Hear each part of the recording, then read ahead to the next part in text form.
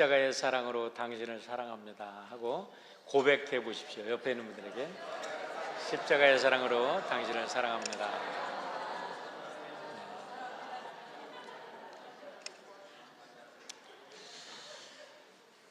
여러분, 이 사랑은 엄청난 사랑의 고백입니다. 십자가의 사랑은요, 그냥 사랑이 아닙니다. 사랑할 가치가 있어서 사랑하는 건 십자가의 사랑이 아닙니다. 사랑할 가치가 없어요. 나를 해한 원수예요. 그런데도 사랑하는 것이 십자가의 사랑입니다. 오늘 고백한 여러분의 삶 속에 하나님의 사랑이 함께하기를 축원합니다. 요즘에 날이 너무나 좋아가지고 제가 하와이에 사는지 캘리포니아에 사는지 로스앤젤레스에 사는지 파사데나에서 사는지 모르겠어요. 가기만 하면 이렇게 산보만 하면 아주 꽃향기에 취해서 살아갑니다.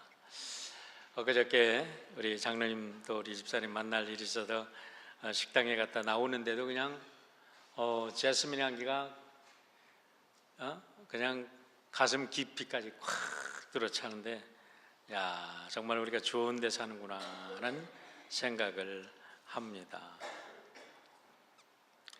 우리 LTD 95기를 위해서 8분이 또 하와이에 가서 섬기고 오셨다고 그러는데, 어디 가서 섬기셨냐 그랬더니 그 하와이 북쪽에 있는, 갑자기 어디죠? 모클레이아 모클레이아를 가서 섬기고 오셨대요. 거기에 가서, 모클레이아는 제 아내하고 저하고 데이트하던 장소입니다. 총각 때 데이트한 게 아니고 결혼 생활 한 10년이 지난 후에, 15년이 지난 후에 깨달은 바가 있어요. 하나님께 깨달은 바가 있어서 제가 예배만 끝나면, 죄송해요, 목사가 놀러 갔어요. 예배만 딱 끝나면 우리 교우들에게 말씀을 드렸습니다. 여러분 이해해 주세요. 예배 끝나면 제가 쪼리 신고 짧은 티셔츠 입고 짧은 바지 입고 저희 아내하고 둘이 노을쇼라는데, 오하우의 노을쇼에 우리 가서 이따가 그 모클레이아가 바로 옆이거든요. 거기다 쏘다니고 오다가 저녁에 노을쇼에 있는 커피숍에서 커피 마시고 저녁 먹고 들어오면서 이만하면 목회할 만하지 이만하면 목회할 만하지 그러면서 얼마나 큰 행복했던 6년을 하와이에서 지내고 왔습니다. 그래서 하와이에 대한 이야기를 좀 하고 여러분에게 오늘 말씀을 전하려고 그래요. 하와이는 1700년 말까지는 폴리네시안의 원주민들이 살고 있던 곳입니다. 폴리네시안이 어딘가 하면은 태평양 한가운데와 사우스 패시픽 오션의 사우스 파트에 있는 섬들 한 1000여 개의 섬들이 있는 곳을, 그 전체의 섬들이 사는 사람들이 사는 것을 폴리네시안이라고 얘기하고 거기를 폴리네시아라고 이야기를 합니다. 그리고 그 위쪽은 위쪽으로 해서 저 한국 쪽으로, 이제 일본 쪽으로는 마이크로네시아라고 부르고, 이제 그 나머지 쪽 호주 쪽을 멜레네시아라고 불러요. 그래서 이 태평양을 크게 세 쪽으로 나눕니다. 멜레네시아, 마이크로네시아, 폴리네시아. 그런데 이 하와이는 폴리네시안 쪽으로 사모안, 괌, 또 뭐 모클레이 하여간 뭐죠? 오늘 자꾸 생각이 안 나네. 뭐 그런 데가 있어요. 그런데 그래가지고 이게 폴리네시안이라고 이야기를 합니다. 그런데 이 하와이가 서구 사람들에게 알려진 건요, 1778년 영국의 탐험가, 왕실에 소속된 탐험가 선장이었던 제임스 쿡이라는 사람이 하와이를 처음 도착을 합니다. 그래서 이 사람들이 함대를 끌고 하와이에 처음 도착하는데, 그 하와이 이렇게 뼈쪽 가면 이제 큰 산이, 오아후에 가면 이제 산이 하나 크게 보이는데 거기에서 반짝반짝하는 게 보이더래요. 그래서 야, 거기 다이아몬드가 있나 보다. 그래서 지금도 거기를 다이아몬드 헤드라고 불립니다. 그래서 여러분 하와이 가면 다이아몬드 헤드 이렇게 얘기를 하죠. 다 유래가 있습니다. 이와 같은 제임스 쿡이 1778년에 도착하면서 서구의 사람들에게 알려지고 서구의 사람들이 오면서 이제 미국의 선교사들이 하와이에 들어가기 시작하고 그때부터 서구의 사람들이 이 하와이에 사탕수수 재배하는 좋은 조건이겠다 생각을 해서 사탕수수가 그때부터 이제 사탕수수 농장이 시작이 되게 되는데 그때까지는 하와이는 어떤 왕국이 아니었습니다. 그때까지는 부족들이 서로 싸우고 서로 쟁탈전을 하고 그랬던 때인데 이 서구 문물이 들어오면서 이 무기도 들어오고 그러니까 아주 걸출한 인물이었던 카메하메아라는 인물이 나타나서 1795년에 하와이를 통일을 합니다. 서구의 이런 여러 가지 무기를 가지고. 그래서 그 사람이 킹 카메하메아가 됩니다. 여러분들이 하와이를 가면 하와이의 어디 도시든지 중요한 곳에 카메하메아 왕의 동상이 있는 것을 볼 수 있어요. 우리 특별히 그 와이키키 해변에 가면은 카메하메아 동상이 있고 거기에 우리 레이데이라고 하는데 여기는 메이데이라고 하는데 거기는 레이데이라고 그래요. 그래서 레이를 잔뜩 걸어 놓는 그런 행사를 하는 것을 보게 되는데요. 이 사탕수수의 농장이 시작이 되면서 외부로부터 많은 노동자들이 들어가게 되는데 이것은 하와이 원주민들에게는 큰 재앙으로 닥치게 됩니다. 왜냐하면 그때까지 원주민들은 이 병을 잘 모르고 살았어요. 그런데 이때의 천연두라든가 홍역이라든가 문둥병까지 이 사람들이 가지고 들어옵니다. 그래서 하와이 원주민들이 기하급수적으로 이게 줄어들기 시작을 합니다. 그러는 와중에서 복음의 역사가 활발해져서 1819년에 왕이 크리스천이 되고 1840년에는 헌법에 이 하와이는 기독교 왕국이다 하고 이제 헌법에도 기독교 국가로 이제 선포를 하게 됩니다. 그런데 이렇게 세월이 흐르면서 킹 카메하메아 5세가 태어나는데 이 5세는 결혼을 하지 않고 왕이 됩니다. 그러고서 이 사람이 통치를 하다가 후손이 없이 죽습니다. 그러니까 그 후에는 이제 왕족이 후손이 없이 죽으니까 이 선출을 해서 왕을 뽑게 되는데 이때 뽑힌 사람이 루나리오라는 왕이 이제 처음으로 선거에 의해서 왕이 뽑히는데 이 사람도 1년을 채우지 못하고 죽습니다.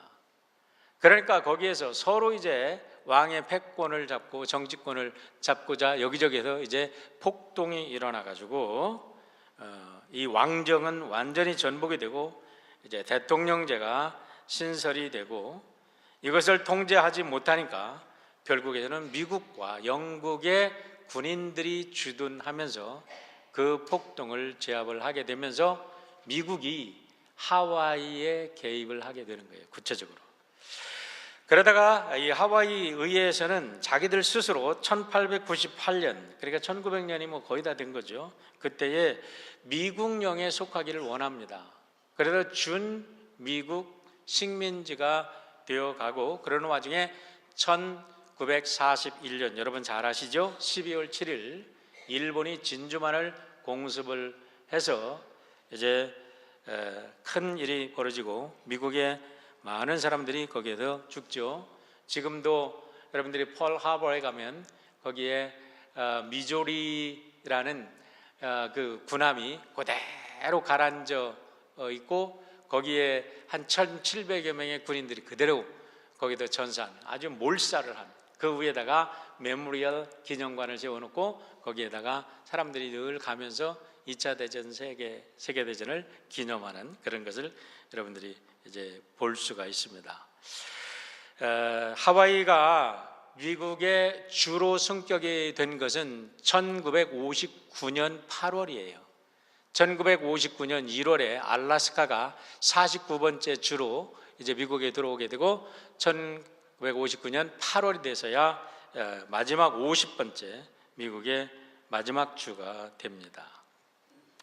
하와이에 가면 알로하라고 인사를 하게 되는데요. 하와이에 오래 살던 사람들은 그 이야기를 들으면요 가슴 속에 뭔가 모르는 평화가 쫙 들어오는, 그리고 아주 친근감 있게 다가오는 그런 느낌을 지금도 받게 됩니다. 하와이에 자주 가시는 우리 집사님들 많이 이렇게 경험을 하실 겁니다. 알로하. 근데 이 알로하라는 것은 사실은 hello라는 goodbye 하는 이런 인사입니다. 하지만 그 의미가 단순한 hello, goodbye가 아니라 그 알로라는 말은 얼굴이라는 뜻이에요. 그리고 전면이라는 뜻입니다. front and face. 그런데 하라는 것은 숨입니다. 알로하. 그래서 생명의 숨이라는 뜻이에요. 그러니까 얼굴에 대고 하나님께서 하고 숨을 불어 넣으셨잖아요. 그래서 생명의 호흡을 뜻하는 겁니다. 그래서 알로하라는 의미에는 무슨 뜻이 있냐면 자기를 사랑하라는 거예요. 자기 own being, 자기의 깊은 자기 존재를 사랑해서 그 사랑이 흘러 넘쳐서 나중에 그 사랑이 이웃들에게도 전해지라는 뜻으로 알로하라고 인사를 하는 겁니다. 그러고 보면 이 알로하라는 것은 홀리 스피릿 내지는 성경에서 너를 사랑하고 이웃을 사랑하라는 그 가르침과 동일한 것을 알게 되는 거죠. 알로하. 하와이 가면 알로하를 잊지 않기를 바랍니다. 하와이 주꽃은요 붉은 히비스커스입니다. 붉은색 히비스커스. 히비스커스가 뭐예요? 무궁화입니다. 전 세계에는 무궁화가 한 340종이 있는데 그중에 우리나라 꽃도 무궁화죠. 하와이의 주꽃도 무궁화입니다.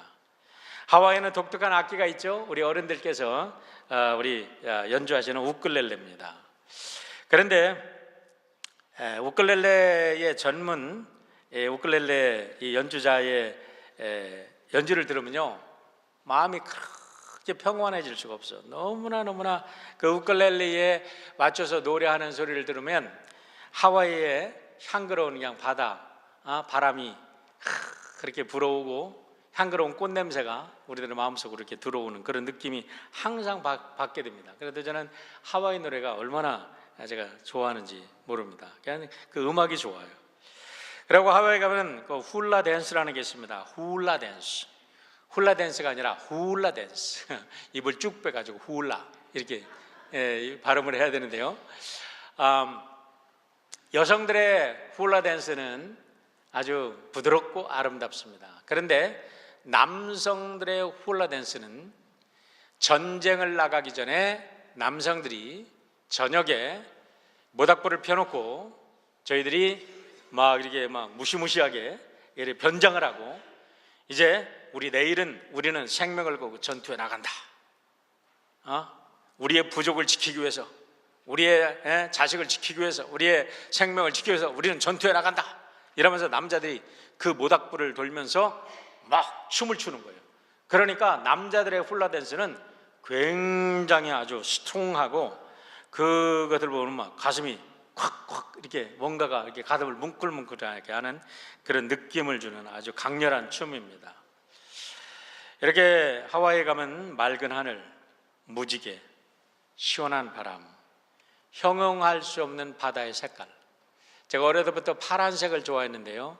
하와이에 가면요 파란색이라는 모든 파란색은 다 경험할 수 있습니다. 카일로아 해변의 아름다운 옥색으로부터 시작해서 놀쇼의 그 검푸른 하나우마베 옆에 있는 그 검푸른 파란색을 보면요, 와, 색깔이 이렇게 아름다울 수가 있나. 아주 그냥 모든 삶이 빨려 들어가는 것 같은 그런 느낌을 받게 됩니다.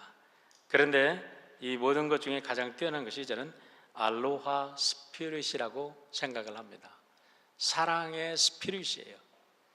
어떤 사람이 천국에 갔답니다. 그 사람인데 이 사람이 천국에 가도 막 울더래. 그래도 왜 우냐 했더니 고향이 그리워. 내 고향이 어디냐? 고향 가고 싶다. 그러니까 하와이 가고 싶다고.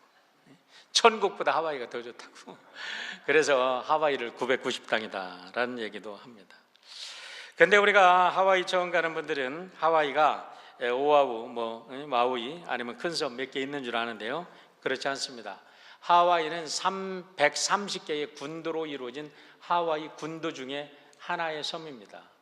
130개의 섬인데 그 중에 8개가 큰 섬이고요. 그 중에 사람이 사는 섬은 7개가 됩니다. 2010년도의 통계에 의하면 하와이의 주민들의 총수, 그 7개에 사는 모든 주민들의 합한 수가 130만 한 5천 명 정도가 되는데, 대부분의 사람들은 오아후, 세 번째로 큰 오아후라는 우리가 잘 아는 호놀룰루가 있고 진주만이 있는, 이제는 호놀룰루 공항이 이름이 바뀌었어요. 그래도 호놀룰루 공항이 이제 더 이상 호놀룰루 공항이 아니라 그 2차 세대의 영웅이자 하와이 정치인으로, 우리 아시안 정치인으로 59년 동안을 의정 생활을 한 데이빗 어떤 사람 이름으로 바뀌었어요, 최근에. 그러니까 이제 호놀룰루 공항은 더 이상 아닙니다. 어쨌든 이 오아후에 95만 3천 명이 넘게 삽니다. 그러니까 오아후에 많은 사람들이 삽니다. 근데 네 번째는 카우아이, 다섯 번째 몰로카이에 한 7,345명이 산다고 하는데요. 그 다음에 라나이, 니하우, 그리고 카우올라웨라는 섬이 있는데 그 섬은 크긴 하지만 사람이 아무도 살고 있지 않습니다. 이 중에 다섯 번째 섬인 몰로카이 섬에는 참으로 슬프고도 아름다운 사연이 담겨 있습니다. 1840년 1월 3일 날 하와이 저 반대쪽인 벨기에에서 한 아이가 태어납니다. 그런데 이 아이의 이름은 조세프라는 이름을 갖게 됩니다. 농장을 경영하는 신앙심 깊은 부모님 아래서 세 형제가 자라게 되는데, 첫째와 둘째는 너무나 부모님들이 신앙심이 깊어도 아이들을 잘 키우고 대학을 보내서 그들을 신부로 만듭니다. 셋째는 대학까지 공부시켰지만 아버지 엄마의 가업을 이어받아서 농장을 경영하기를 원했는데, 셋째도 너무나 신앙이 좋아서 결국 19살에 대학을 졸업하고 1859년에 이 아이도 수도원으로 들어갑니다.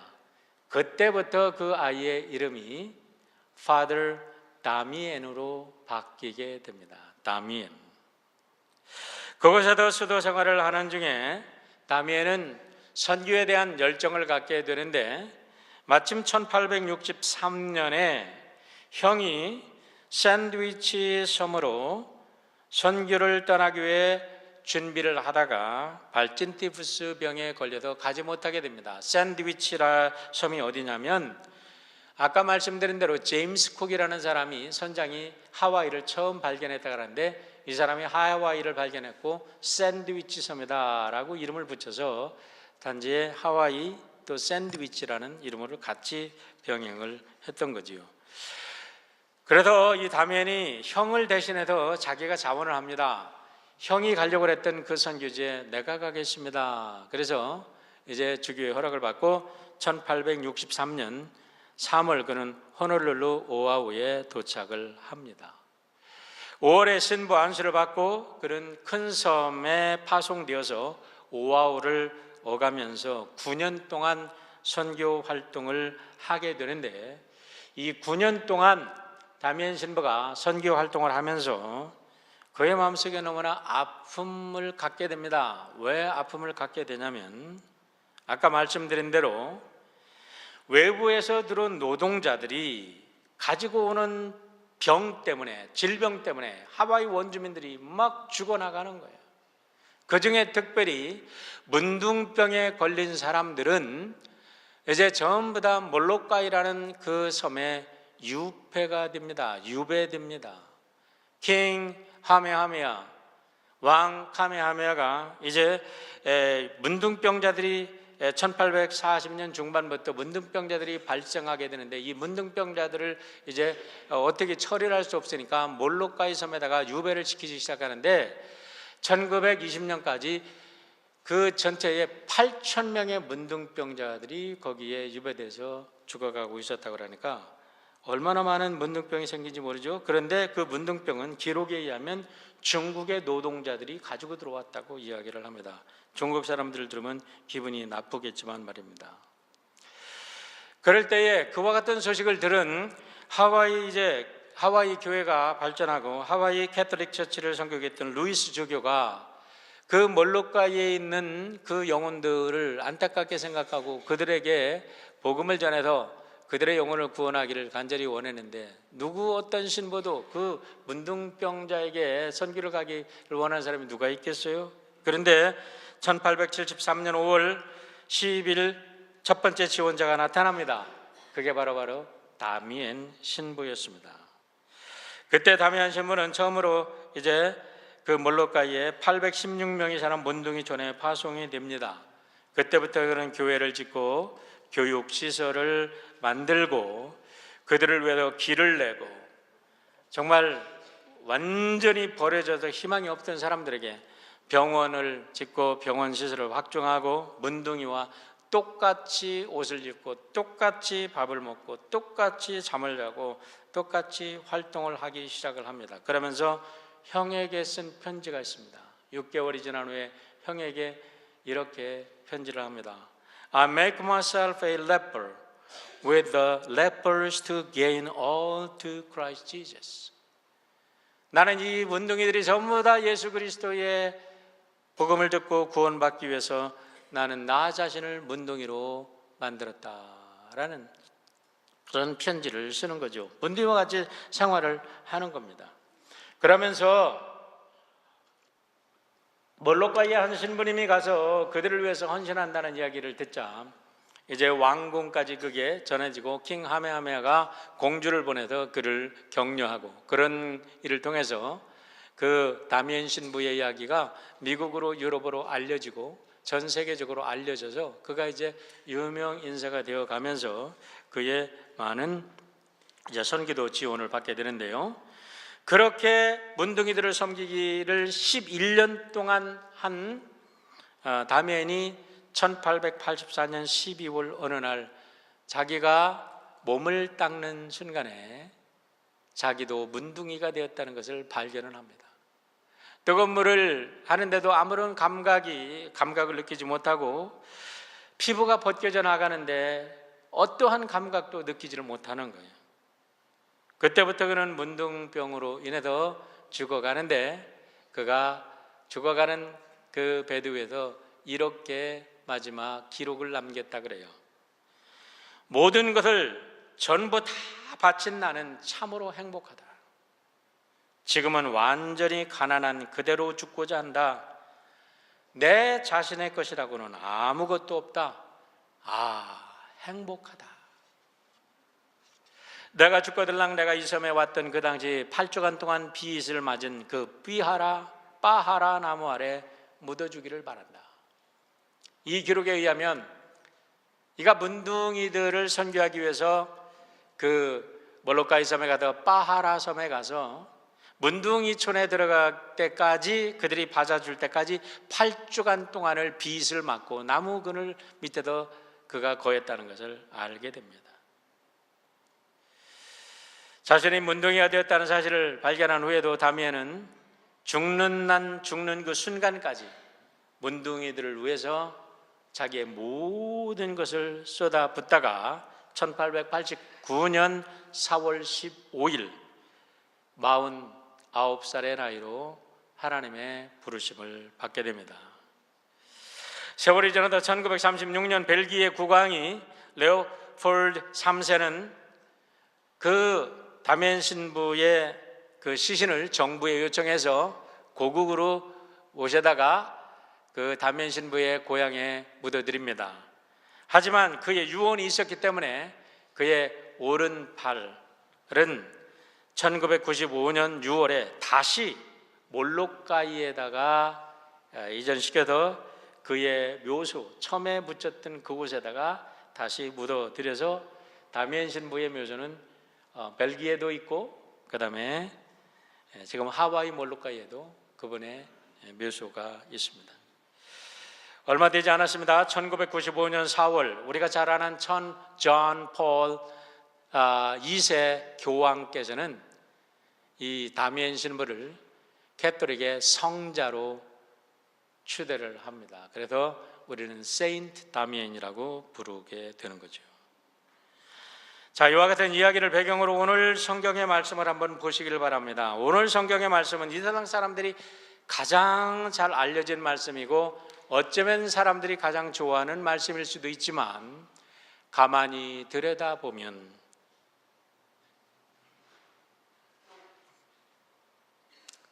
너무나도 아름답고 슬픈 이야기야. 너무나 슬픈 이야기라는 걸 우리 알게 됩니다. 하나님이 세상을 이처럼 사랑하사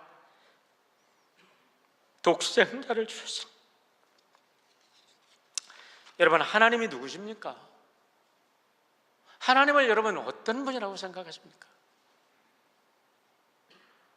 그냥 우리는 의미 없이 하나님을 불러대는데 과연 하나님이 어떤 분인가? 아까 새가족 모임에서도 하나님이 어떤 분인가 한번 생각해 봤어요. 각자 한번 상상해 보십시오. 이 세상 만물을 지으신 모든 삶의 근원이시고 우주의 주인이시고 처음과 모든 끝에 모든 것 되시는 그 하나님이 세상을 사랑하셨대요. 여러분은 세상이 어떤 세상입니까? 하나님이 지으신 세상은요, 정말 밝은 태양이 있습니다.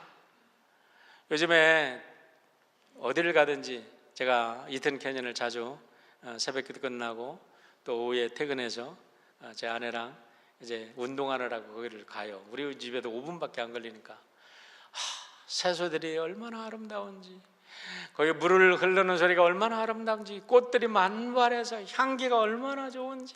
참. 그런데요, 그 속에 사는 인간들의 마음은 문둥이같이 문드러지고 있다는 거예요. 오늘 이리 아름다운 이 세상 속에도 왜 인간들은 왜 그렇게 타락해도 문둥이보다도 못하게 썩어가고 있느냐, 이 말입니다. 여러분, 여기서 세상이라는 것은 다른 게 아니에요. 썩어 빠진 죄악으로 물들고 죄악으로 썩은 인간 세상을 말하는 거예요. 하나님이 지으신 아름다운 세상을 말하는 게 아닙니다. 그런데 하나님께서 그 썩은 인간을 사랑하기 시작했다는 거예요. 그 사랑, 여러분 어떻게 가능합니까? 말이 됩니까? 설명이 됩니까? 겉모양을 하는 하와이의 아름다운 태양, 시원한 바다의 바람, 아름다운 꽃향기, 새들의 노래로 가득 찬 것 같은데 그 안을 들여다보면 열등의식과 시기와 질투와 썩어가는 가시덤불 같은 그 마음속에 죄악들로 가득 찬 인간 세상을 하나님이 사랑하시기 시작했답니다. 사도 요한은 그 사랑을 이처럼이라고 표현을 하는데, 여러분, 이처럼이라는 말을 여러분 어떻게 생각합니까? 요만큼이에요? 이만큼이에요? 우리 아이들이 엄마 아빠 얼마나 사랑하면 이만큼 하늘과 땅만큼이라고 하는 것만큼이에요? 에베소서 3장 14절로 19절에서 바울 사도는 이렇게 이야기를 합니다. 이렇게 에베소 교회를 향하여 기도합니다. 여러분, 제가 시간이 없어도 설명할 길이 없어도 이거를 이렇게 고쳐 읽습니다. 이해하시고 여러분도 함께 기도하실 때 이렇게 기도해 보시라고 제가 고쳐 읽습니다. 성경은 그냥 눈으로 보시고요, 제가 고쳐 읽는 것을 보시고 여러분도 여러분의 자녀의 이름을 거기다 넣으시고 여러분을 넣으시고 여러분이 기도하실 때 어떤 분의 이름을 거기다 넣으셔도 기도하시면 됩니다. 이러므로 내가 하늘과 땅에 있는 모든 족속에게 이름을 주셨다는 게 생명을 주신 이죠. 존재를 주신 아버지 앞에 무릎을 꿇고 기도드립니다. 아버지의 영광의 풍성을 따라 아버지의 성령으로 말미암아 내 속사람을 능력으로 강건하게 하여 주시옵고 내 아들을 속사람을 능력으로 강건하게 하여 주시옵고 내 딸 경진이를 속사람 그의 속사람을 능력으로 강건하게 하여 주옵시고 믿음으로 말미암아 그리스도께서 내 마음에 계시게 하옵시고 내 딸의 마음에 계시게도 하옵시고 내가 사랑하는 그 사람 마음에도 계시게 하옵시고 내가 미워하는 나를 미워하는 그 사람 마음에도 계시게 하옵시고 내가 사랑 가운데 뿌리가 박히고 토가 굳어져 능히 모든 성도와 함께 지식에 넘치는 그리스도의 사랑을 하라. 예수 그리스도의 사랑의 넓이와 길이와 높이와 깊이가 어떠함을 깨달아 하나님의 충만하신 것으로 나에게 충만하게 하시기를 구합니다. 여러분, 이 사랑의 기도가 얼마나 아름다운 기도인지 몰라요? 특별히 19절에도 이렇게 말합니다. 예수 그리스도의 사랑의 넓이와 길이와 높이와 깊이를 깨달아 알라고 하는데, 예수님의 사랑의 넓이와 높이와 깊이와 그 크기를 우리가 어떻게 측량할 수 있단 말입니까? 요한사도는 이처럼이라는 세 단어로 이야기를 하고 계신데요. 여러분, 전신마비가 된, 내성마비가 된 송명희 시인조차 이렇게 예수의 사랑을 표현합니다. 예수 그 이름 나는 말할 수 없네. 그 이름 속에 있는 비밀을, 그 이름 속에 있는 사랑을, 그 사랑을 말할 수 없어도 그 풍부한 표현 못해서 비밀이 되었네. 그 이름 비밀이 되었네. 사람들 그 이름 건축자의 버린 돌처럼 버렸지만 내 마음에 새겨진 이름은 아름다운 보석. 내게 있는 귀한 비밀이라 내 마음에 숨겨진 기쁨. 예수 그 이름 나는 말할 수 없네. 그 이름의 비밀을, 그 이름의 사랑을, 예수 그리스도의 그 사랑, 이처럼이라고 표현한 우리 요한 사도의 그 사랑은 얼마나 깊은 걸까요? 얼마나 넓은 걸까요? 얼마나 길은 걸까요? 스펄전은 이렇게 해석을 하고 있습니다. 세상의 모든 측량가들이여, 여러분의 측량자를 가지고 와서 이처럼이라는 말을 측량해 보도록 하십시오. 아닙니다. 그것으로 충분하지 않습니다. 국토 측량을 맡아 하는 여러분들이여, 이리 오십시오. 그리고 만국 도표를 던져버리십시오. 땅과 바다의 지도를 만드시는 여러분들, 이처럼이라는 이 말의 도표를 만들어 보십시오. 아닙니다. 더 이야기해야 하겠습니다. 모든 천문학자들이여, 이리 오십시오. 여러분들의 광학도구로 어떤 상상력이 마음을 흔들기 전에 우주를 자세히 보십시오. 이리로 오십시오. 그리고 여러분들의 능력이 할 수 있는 모든 계산을 다해 보십시오. 여러분들이 조생달 끝과 우주 사이를 측량했다면 여기 여러분들이 해볼 일이 하나 더 있습니다. 하나님이 세상을 이처럼 사랑하셨다는 것을 측량해 보십시오라고 이야기합니다. 여러분, 하나님이 세상을 이처럼 사랑하사 단순한 이야기가 아닙니다. 그 사랑이 어떤 사랑인가요? 사도 요한은 이렇게 말합니다. 독생자를 주셨다고 말합니다. 여러분, 독생자를 주셨다고 하니까 only one son을 주셨다라고 우리가 우리들의 삶에 해석을 하는데 그게 아닙니다. 돈 휘온, 그 아들, 돈 모게네모, his only begotten, only one son인데 그 only one begotten son이라는 말은요, 독특한 독생자라는 것은 한 명의 아들이 그라는 의미가 아니에요. 아주 독특한 분이라는 거예요. 태초에 말씀이 계시니라, 이 말씀이 하나님과 함께 계셨더니 그 말씀이 하나님이시니라. 태초에 하나님과 함께 계셨던 그 말씀, 태초에 빛으로 계셨던 그 빛, 태초에 생명이셨던 그분을 통해서 우주 만물이 나온 그분이 말씀이 육신이 되어 우리 가운데 거하시는 그 독특한 분, 그 세상에, 그 우주의 유일한 그분이 하나님 사랑 때문에 내어줌을 당하셨어요. 내어줌을 당하셨어. 하나님이 자신을 내어주셨어. 어디다 내어주셨나요? 아무도 반기지 않는 인간이 다 내쫓아버리는, 그래서 그 핏덩이를 어디다 누일 수도 없는 말구육간에 내어주셨어. 말밥통에 내어주셨어. 끊임없이 인간들은 배척하는 그곳에 주님이 오시고 그 아들이 오셔서 우리를 사랑하시다가 급기야는 십자가 위에 내어주셨어. 십자가에 못 박혀 죽으셨어요. 왜요? 문둥이 같은, 아무리 하나님을 사랑해 얘기해도 감각이 없어요. 그렇게 철저하게 무뎌져 버린 우리를 위해서 주님이 오셨다는 겁니다. 여러분, 그 귀한 사랑을 깨닫고 십자가를 바라볼 때 우리가 실로 그 사랑이 깨달아지는 순간 사람들은 통곡하지 않을 수 없습니다. 하나님 그렇게 나를 사랑했습니까? 하나님이 그렇게 나를 사랑하셨나요? 그 사랑 속에 우리의 모든 죄악이 녹아집니다. 그러면서 그 사랑 속에 새로운 내가 발견됩니다. 그 사랑 속에 새로운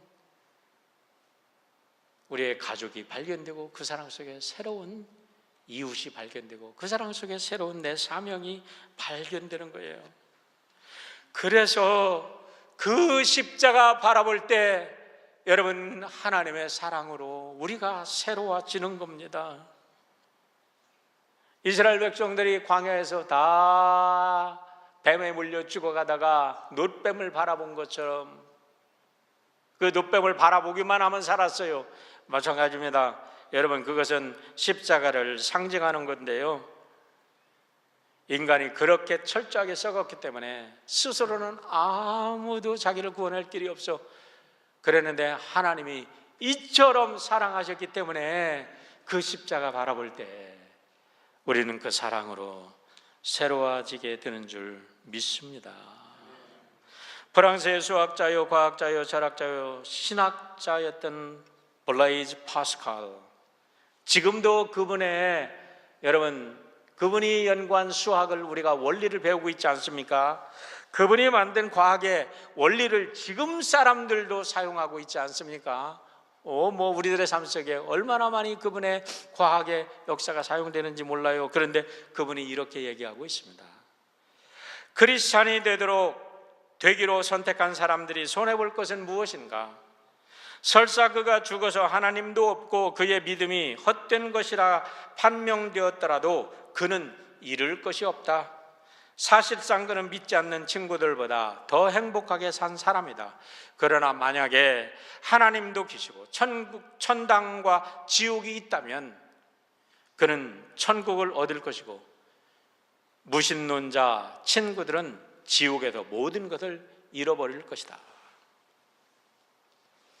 사랑하는 성도 여러분, 뭔 얘기를 하나요? 수학자입니다. 확률을 알죠. 확률적으로 계산을 해도 예수 믿어 손해볼 게 하나도 없다는 거예요. 자, 예수 믿었어. 그래도 예수님 말씀대로 사랑하며 살았어. 나누며 살았어. 행복하게 살았어. 그런데 죽었는데 천국도 없고 지옥도 없더라. 잃을 게 없다는 거예요. 그런데 정말로 죽어봤더니 천국도 있고 지옥도 있더라. 그러면 어떻게 되느냐 하고 묻습니다. 여러분, 파스칼이 바보입니까? 그분은 인류가 낳은 하나님은 이 땅에 보낸 천재입니다. 그런데 이분이 그렇게 얘기한 것은 확률적으로 얘기한 게 아닙니다. 그분이 31살이 되던 1654년 11월 23일 밤 10시 30분부터 12시 30분 사이, 그 2시간 사이에 이분이 하나님을 만나는 특별한 경험을 합니다. 그러고서 쓴 글이 있습니다. 여러분에게 여러 번 소개해 드렸는데 우리 새가족들이 많이 계셔서 다시 한번 소개해 드립니다. 한번 이거 스크린에 올릴 수 있으면 더 올려주면 더 좋을 것 같아요. 여러분들이 구글에 가다 한번 찾아보십시오. 파스칼의 불이라고 치면 이 글이 나오는데 너무 좋은 글이에요. 파스칼의 불. 아브라함의 하나님, 이삭의 하나님, 야곱의 하나님, 철학자와 학자의 하나님이 아닙니다. 이 말이 중요해요. 철학자와 학자의 하나님이 아닙니다. 확신, 감격, 기쁨, 평화, 예수 그리스도의 하나님, 나의 하나님, 그리고 너의 하나님은 나의 하나님이 되리라. 하나님 이외에 이 세상과 온갖 것에 대한 일체의 망각, 하나님은 오직 복음에서 가르치신 길에 의해서만 알 수 있을 뿐입니다. 인간 영혼의 위대함이요. 어떻게 인간 영혼의 위대해지나요? 하나님의 형상대로 창조된 인간의 위대함이 하나님을 경험하니까 깨닫게 되어지고, 거기서부터 인간 존재에 대한 새로운 관점이 생기게 되고, 나뿐만 아니라 이웃을, 그리고 사람이라는 존재를 사랑하게 되는 그 놀라운 역사가 일어나는 거 아닙니까? 의로우신 아버지, 세상이 아버지를 알지 못해도 나는 아버지를 알았습니다. 기쁨, 기쁨, 기쁨, 기쁨의 눈물. 과학자입니다. 철학자입니다. 사상가입니다. 어디서도 얻지 못했던 그가 하나님을 만나서 눈물의 통곡을 하는 거예요. 나는 당신에게서 떠나 있었습니다. 생수의 근원이신 하나님을 버렸습니다. 이제 나는 영원히 당신을 떠나지 않겠습니다. 영생은 곧 유일하신 참 하나님과 당신이 보내신 성자 예수 그리스도를 아는 것입니다. 예수 그리스도, 나는 당신을 저버리고 피하고 부인하고 십자가에 못 박았습니다. 여러분, 여기서부터 인간은 새로워지는 거예요. 빌라도가 예수님 못 박은 줄 알았더니 내 죄 때문에 예수님이 못 박히셨어요. 이제 나는 절대로 당신에게도 떠나지 않겠습니다. 당신은 오직 복음서를 통해서만 알 수 있습니다. 일체의 모든 것을 기쁘게 포기합니다. 예수 그리스도와 나의 지도자에게 전적인 순종, 이 땅에서의 잠깐의 노력을 통해 얻은 영원한 기쁨, 나는 당신의 말씀을 결코 잊지 않겠습니다. 아멘. 이 글을요 써가지고요, 너무나 자기가 그때 감격을 잊지 못해서 자기 외투 속에다가 아예 박아가지고 여기다 꼬매가지고 다녔답니다. 이 글이 언제 발견됐냐? 파스칼이 죽고 나서 장례를 치르고 그의 외투 속에 이상한 게 있어서 뜯어봤더니 이 글이 들어있었다는 거예요. 거기에 자기가 경험한 날짜까지. 여러분, 파스칼은 이후에 신학 공부를 합니다. 신학자가 되어서 한 7년, 8년 더 살고 하나님의 부르심을 받는데 참으로 행복한 삶을 산 하나님의 백성이 됩니다. 하나님의 사랑을 경험하고 하나님 사랑 안에 사는 하나님의 백성들이 가장 행복한 사람들인 줄 믿습니다.